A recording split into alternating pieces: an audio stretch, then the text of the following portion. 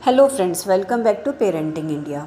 दोस्तों, अक्सर पेरेंट्स को ये प्रॉब्लम होती है कि बच्चा ठीक से खाना नहीं खाता है, जिससे उसे पूरी न्यूट्रिशन वैल्यू नहीं मिल पाती है और पेरेंट्स को बहुत ज़्यादा सोचना पड़ता है कि ऐसा बच्चे को क्या खिलाएं कि कम खाकर ही बच्चे को न्यूट्रिशन वैल्यू मिल जाए। तो आज इस वीडियो में हम ऐसे ही स्नैक्स की रेसिपी बताने वाले हैं जो बच्चा बहुत टेस्ट से खाता है, साथ ही साथ उसकी न्यूट्रिशन वैल्यू इतनी अच्छी होती है कि बच्चे को बहुत हेल्दी रखती है।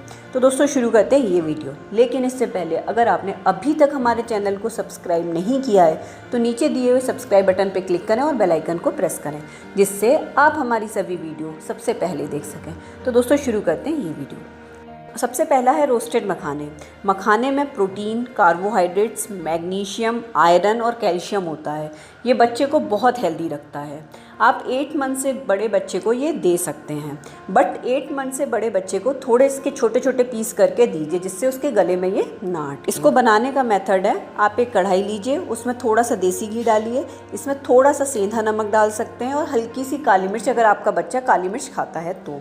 और उसमें मखाने को अच्छे से भून लीजिए। जब वो हल्के ब्राउन होने लगे तो गैस बंद कर दीजिए और उसे एयर टाइट डिब्बे में पैक करके रख लीजिए। ये आप 15 से 20 दिन बच्चे को आराम से खिला सकते हैं।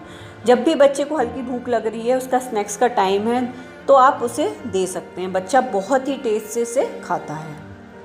नेक्स्ट है फ्रेंच फ्राइज़। इसमें आलू होता है और ये देसी घी में बने हुए होते हैं, जो बच्चों के लिए बहुत ही अच्छा होता है। इसे बनाने के लिए एक आलू लीजिए, आलू को अच्छे से धो के छील लीजिए और उसे काट लीजिए। उसके बाद देसी घी में इसे तल लीजिए। हल्का सा नमक या चाट मसाला आप इस पर डाल सकते हैं। ये भी आप अपने बच्चे को दे दीजिए, बच्चा आराम से इसे खाता है। ये बच्चों को चबाने में भी बहुत इजी होता है। उनके दांत भी अगर आ रहे हैं उस टाइम पे आप देते हैं, तब भी ये बच्चा बहुत आराम से खा लेता है। और आलू और देसी घी दोनों होने की वजह से ये बहुत टेस्टी लगता है बच्चे को। तो दोस्तों, ये एक बहुत इजी और 5 मिनट में बनने वाली रेसिपी है, जो बच्चे के लिए बहुत ही टेस्टी और हेल्दी होती है। अगर वीडियो अच्छी लगी तो प्लीज़ लाइक करिए, शेयर करिए और सब्सक्राइब करिए। थैंक यू दोस्तों।